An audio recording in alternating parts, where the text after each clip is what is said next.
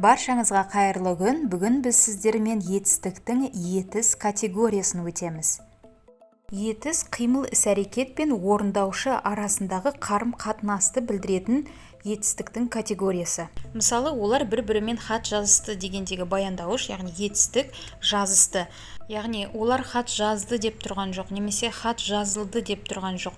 Олардың екеуі ара бірімен бірі хат жазысқандығы жөнінде. Бұл орындаушының, яғни бұл жерде олардың іс-әрекетке жазуға қандай қатысы барын көрсетеді. Етіс 4 түрге бөлінеді: өздік етіс, өзгелік етіс, ортақ етіс және ырықсыз етіс. Бірінші өздік етіс. Өздік етіс істі орындаушының өзі істегенін, яғни өзі орындағанын білдіреді. Жұрнақтары ын, ін, ны. Мысалы, бала киінді, қыз таранды. Бұл жерде баланы ешкім киіндірген жоқ, өзі киінді. Қызды ешкім тарандырған жоқ, яғни қыздың шашын біреу тараған жоқ, ол өзі таранды. Яғни іс-әрекетті өзі істеді, сондықтан бұл өздік етіс деп аталады.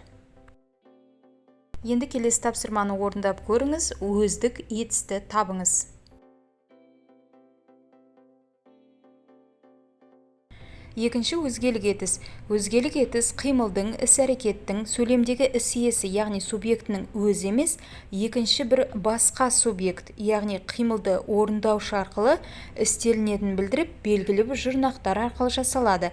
Яғни қимыл іс-әрекетті адамның өзі емес, басқа бір екінші адам арқылы жасалады әрекет.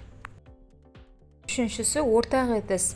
Қимыл іс-әрекеттің иесі, орындаушысы біреу емес, бірнешеу болып, іс, жұрнақтары арқылы жасалатын етістің түрі ортақ етіс деп аталады. Мысалы, Омар мен Оспан хат жазысты, қыз бен жігіт сөйлесті.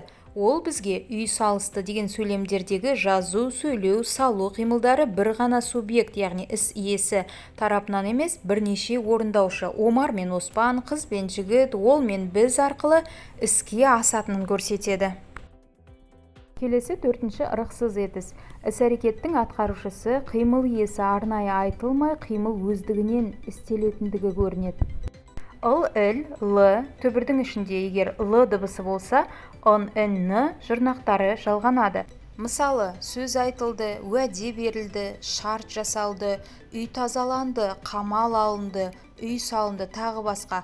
Бұл жерде қимыл іс-әрекетті кім жасағаны айтылмайды, ол маңызды да емес. Қимыл іс-әрекет өзінен өзі жасалып жатқандай болып көрінеді. Сөз айтылды, оны кім айтқаны маңызды емес, әйтеуір сол сөз сол жерде айтылды.